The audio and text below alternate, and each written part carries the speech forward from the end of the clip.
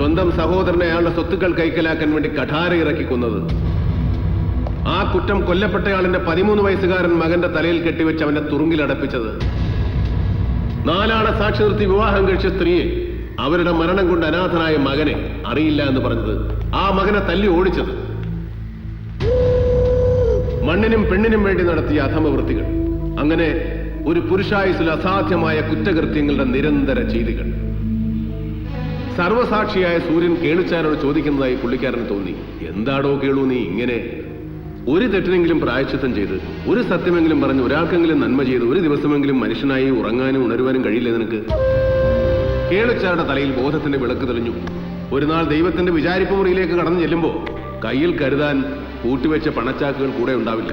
6 അടിയിൽ കൂടുതൽ മണ്ണും വേണ്ടി വരും അദ്ദേഹത്തിന്. പ്രപഞ്ച സൃഷ്ടാവായ ദൈവത്തിന് മുമ്പിൽ കണ്ണടച്ച് നമസ്കരിച്ച് കേളുച്ചാർ പറഞ്ഞു, ഒരവസരം തരിക, ഒരവസരം. സത്യം പറയാൻ, പ്രായശ്ചിത്തം നടത്താൻ, പാപപരിഹാരത്തിന്. ഉടനെ ദൈവം കേളുച്ചാരുമായി ഇന്റർനെറ്റ് വഴി ബന്ധപ്പെട്ടെന്നോ കേളുച്ചാർ വാഴ്ത്തപ്പെട്ടവനായി എന്നോ കഥയിലില്ല. പക്ഷെ ഒന്നുണ്ട്, അന്നത്തെ രാത്രി കേളുച്ചാർ സുഖമായിട്ടുറങ്ങി. 57 വർഷത്തെ ജീവിതത്തിനിടയിൽ അയാളുടെ സ്വപ്നത്തിൽ പൂപ്പാടങ്ങളും ചിത്രശലഭങ്ങളും ദേവസംഗീതത്തിന്റെ ഈണങ്ങളും ഉണ്ടായിരുന്നു. എന്റെ മാന്യനായ പ്രതി, എന്റെ ചെറിയച്ഛൻ ശ്രീ കുഞ്ഞമ്പൂ നായരോട് ഞാൻ ചോദിക്കുന്നു, സത്യം തെളിയിക്കാൻ ശാസ്ത്രവിധികളുണ്ട്, അത് തെളിയുക തന്നെ ചെയ്യും. പക്ഷേ ദൈവം തന്ന നാവുകൊണ്ട് ആ സത്യം പറഞ്ഞ് ഇതങ്ങ് അവസാനിപ്പിക്കുന്നതല്ലേ നല്ലത്?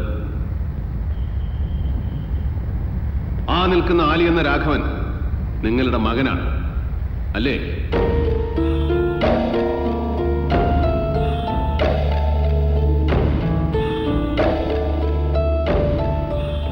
അതെ. That's all, Your Honor.